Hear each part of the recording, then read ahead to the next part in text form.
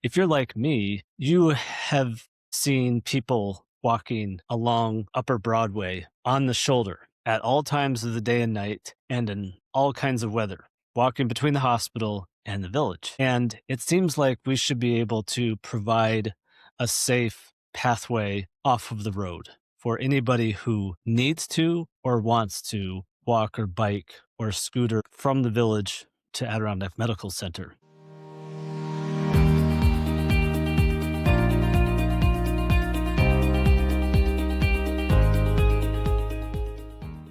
Hi, everybody, and welcome back to the Decidedly Local podcast. I'm Jeremy, and today I want to share a quick experience that I had the other day, and we'll talk about something that I was reminded of when I was on a little bit of a journey. And so what that was there was a beautiful day last week where I decided to go for a ski from my house all the way around Lake Colby.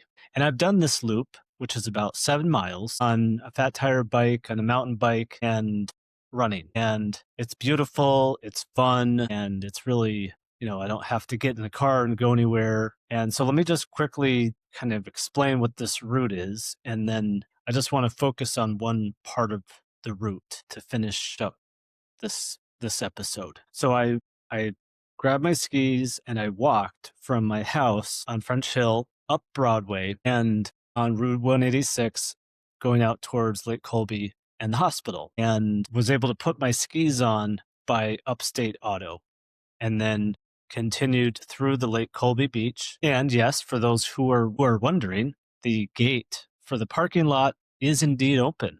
And that's because the village opens it, as they should, to allow people who are going to ice fish to park in the parking lot.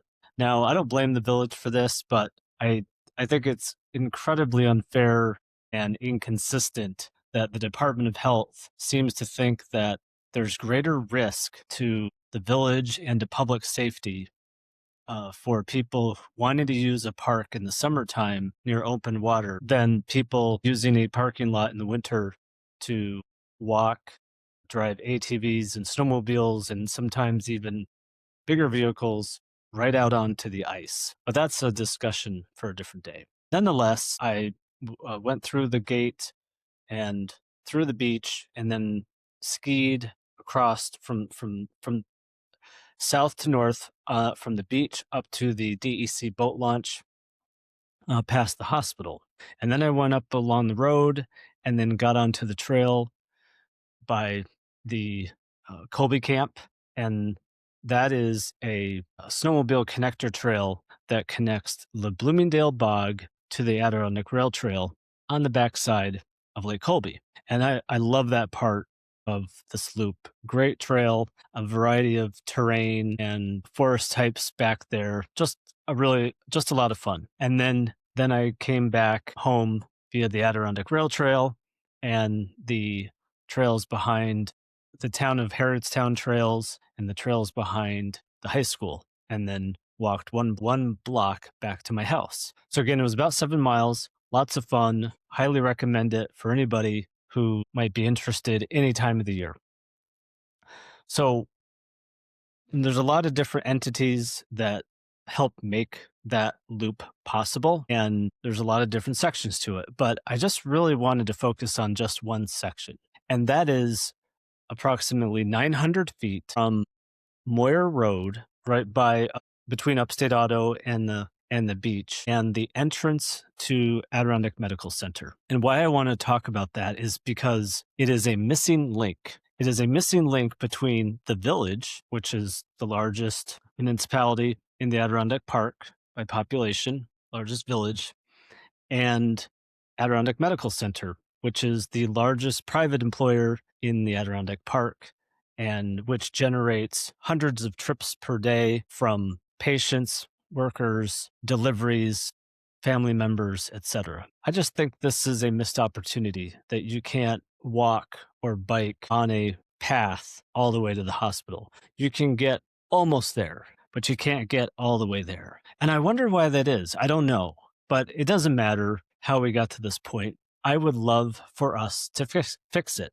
If you're like me, you have seen people walking along Upper Broadway on the shoulder at all times of the day and night and in all kinds of weather, walking between the hospital and the village. And it seems like we should be able to provide a safe pathway off of the road for anybody who needs to or wants to walk or bike or scooter from the village to Adirondack Medical Center. And again, it's about 900 feet, 685 feet in the village of Saranac Lake, and then the last 220 feet approximately is in the town of Harrietstown. So I think this would be a great project for the village and the town to work on. Now, the road is owned and maintained by New York State Department of Transportation. So anything that happens within that right of way has to be approved by DOT. Earlier this year, the village and town worked together to create a DOT working group.